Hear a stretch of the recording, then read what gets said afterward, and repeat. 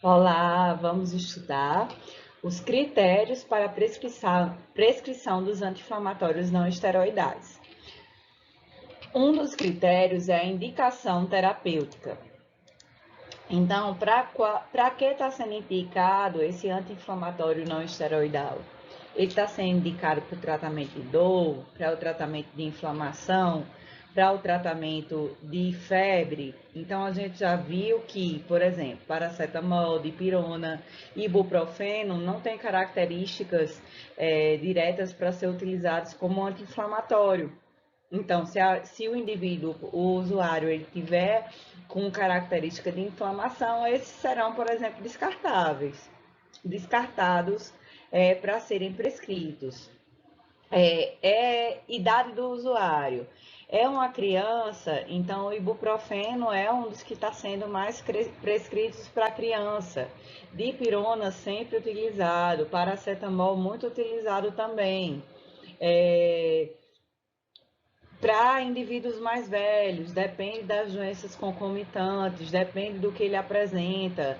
Então, aqui logo em seguida vem apresentando também isso também, doenças ou alergias coincidentes. Então, existem doenças crônicas que têm que ser levadas em conta na hora da prescrição dos AINES, alergias, por exemplo, uma das alergias mais comuns ao ácido acetil salicílico, no caso da classe dos anti-inflamatórios.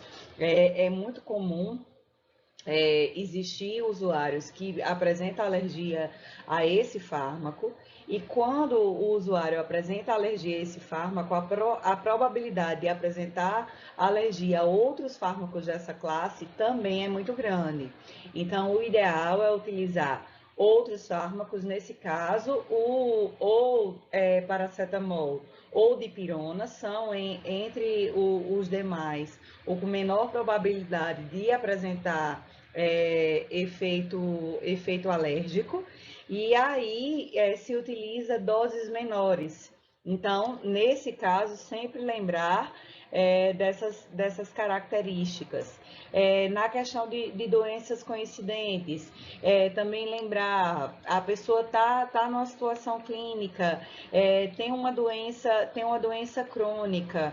Doença crônica, lembrando também no caso da indicação terapêutica, doença crônica, a gente pensa num medicamento de ação mais longa do que no medicamento que a posologia seja necessária a utilização de várias vezes ao dia. Então, isso facilita a adesão ao tratamento. Então, é dos fatores a ser pensado. Segurança do fármaco. Então, até essa questão da alergia não deixa de ser uma questão de segurança do fármaco, pois pode levar, por exemplo, a uma situação de alergia extrema que leva a edema de glote, por exemplo. Então, a segurança do fármaco ela tem que ser levada em conta.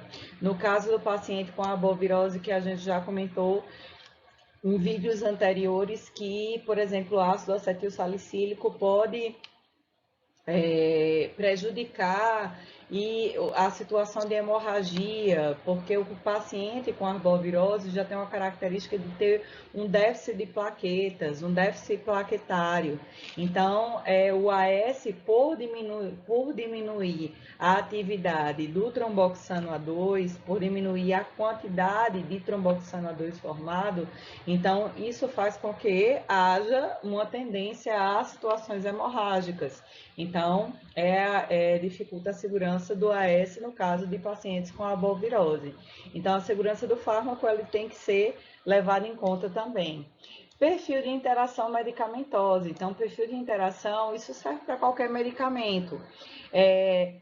Uma das doenças crônicas bem presente na nossa população, como é o caso da hipertensão arterial, é um dos medicamentos, uma das classes de medicamentos mais utilizadas, que são os inibidores da enzima conversora da angiotensina. Eles atuam aumentando a ação de uma prostaglandina chamada de prostaciclina, que é a PGI2. E os AINES, como a gente já falou lá atrás, uma das ações dele é diminuir a produção de prostacyclina. Então, aí a gente tem uma interação medicamentosa. E isso pode prejudicar o efeito antipertensivo e pode prejudicar também o efeito dos anti-inflamatórios não esteroidais. Então, o perfil de interação medicamentosa é importante também ser levado em conta.